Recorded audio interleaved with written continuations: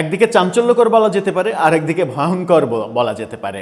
BBC Bangla, Times of Bangladesh এবং দেশ রূপান্তর অন্তত বেশ কয়েকটি গণমাধ্যম চাঞ্চল্যকর তথ্য দিয়েছে। যে তথ্য প্রথম টাইমস অফ বাংলাদেশে প্রকাশিত হয়েছে সেই তথ্য হচ্ছে সাবেক রাষ্ট্রপতি শাহাবুদ্দিন চুপ্পু তিনি বিএনপির সঙ্গে একটা গোপন সমঝোতায় পদত্যাগ করতে রাজি হয়েছেন এবং সেই সমঝোতার নাম হচ্ছে বিদেশে গমন। বিশ্বাস হচ্ছে বিদেশে তিনি চলে যাবেন সেই শর্তে তিনি পদত্যাগের রাজি হয়েছেন, পদত্যাগের সমঝোতা হয়েছে বিএনপির সঙ্গে। এই ভয়ঙ্কর তথ্যটা দিচ্ছে গণমাধ্যম, যেটা বিবিসি বাংলাতেও প্রকাশিত হয়েছে। চলুন একটু খবরের ভেতরে ঢোকার চেষ্টা করি এই ভিডিওতে। থাকবেন পলিটিক্স টিভির নিয়মিত আয়োজনে।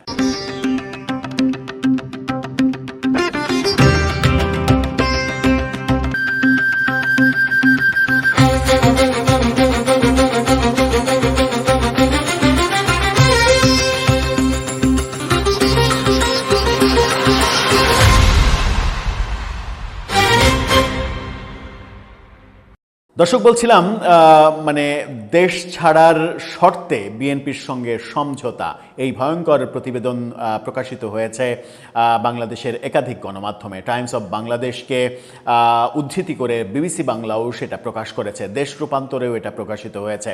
বিবিসির শিরোনামটা দেখে নিন। বিবিসি বলছে, দেশ ছাড়ার সমঝোতার পর পদত্যাগ করলেন রাষ্ট্রপতি শাহাবুদ্দিন। একেবারে স্পষ্ট করে বলা হচ্ছে দেশ ছাড়ার সমঝোতার পর। দেশ রূপান্তর কি বলছে দেখুন। দেশ রূপান্তর বলছে, যে সমঝোতায় পদত্যাগ করেন সাবেক রাষ্ট্রপতি শাহাবুদ্দিন।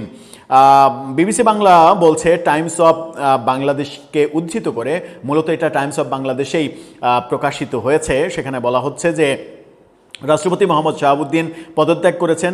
একাধিক রাজনৈতিক সূত্রের দাবি, বিএনপির সঙ্গে একটি সমঝোতার ভিত্তিতেই তিনি এই সিদ্ধান্ত নিয়েছেন। ওই সমঝোতা অনুযায়ী পদত্যাগের পর তিনি যেন কোনো বাধা ছাড়াই দেশ ছাড়তে পারেন এ বিষয়ে তিনি আশ্বাস পেয়েছেন। সূত্রগুলো বলছে, বিএনপি শুধু সংবিধানের ৫১ অনুচ্ছেদের আওতায় রাষ্ট্রপতি হিসেবে নেওয়া সিদ্ধান্তগুলোর জন্য তার বিরুদ্ধে কোনো পদক্ষেপ না নেয়ার বিষয়ে সম্মত হয়েছে। তবে রাষ্ট্রপতি হওয়ার আগে তার বিরুদ্ধে থাকা কোনো মামলা বা বিতর্কের দায় নিতে চায় না দলটি। বিএনপি নেতাদের মতে, আওয়ামী লীগ সরকারের আমলে নির্বাচিত হওয়ায় শাহাবুদ্দিনের দ্রুত দেশ ত্যাগ করাই নিরাপদ। পদত্যাগের পর গণমাধ্যমকে তিনি নিজেও জানান, শারীরিকভাবে কিছুটা সুস্থ হলে 10 থেকে 12 দিনের মধ্যে তিনি বিদেশে যাবেন। 10 থেকে 12 দিনের মধ্যে যদি বিদেশে যান তাহলে অলরেডি কিন্তু 3 দিন পেরিয়ে গেছে। এদিকে বিএনপির মহাসচিব মির্জা ফখরুল ইসলাম আলমগীর এ বিষয়ে মন্তব্য করতে অস্বীকৃতি জানিয়ে বলেন, আগামী 90 দিনের মধ্যে সংসদে নতুন রাষ্ট্রপতি নির্বাচিত হবেন এবং এ বিষয়ে দলের নীতি নির্ধারণী সভায় সিদ্ধান্ত নেওয়া হবে। এই প্রতিবেদন অনুযায়ী রাষ্ট্রপতি শাহাবুদ্দিনের পদত্যাগ এবং এ সংক্রান্ত সমঝোতার বিষয়টি জামাত ইসলামের কয়েকজন জ্যেষ্ঠ নেতাও আগেই জানতেন। ভয়ঙ্কর ব্যাপার, জামাতের কয়েকজন সিনিয়র নেতা আগেই জানতেন যে এরকম সমঝোতা বিএনপির সঙ্গে হয়েছে।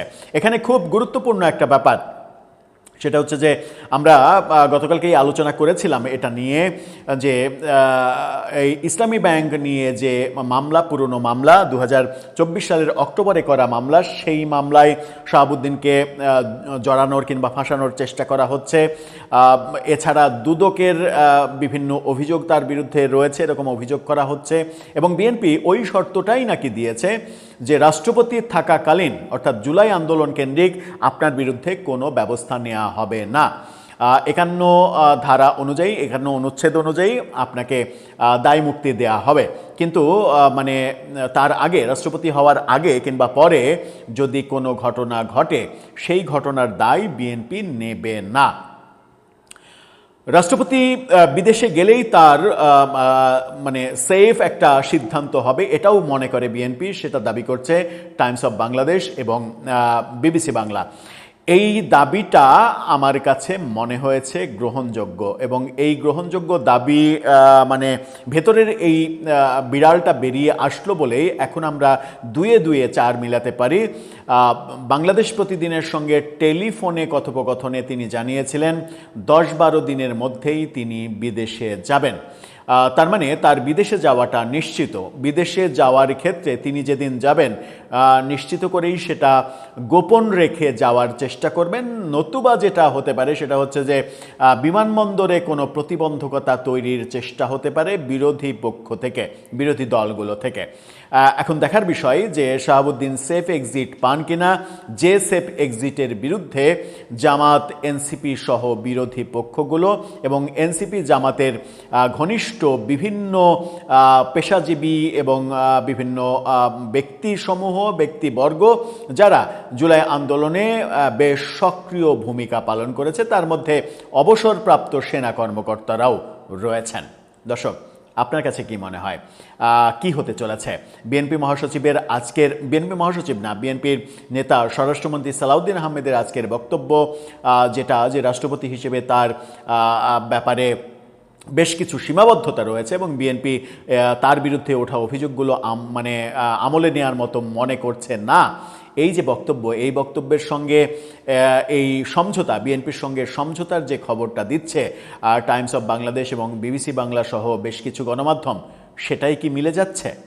আপনার মন্তব্য জানিয়ে লিখতে পারেন আমাদের কমেন্ট বক্সে।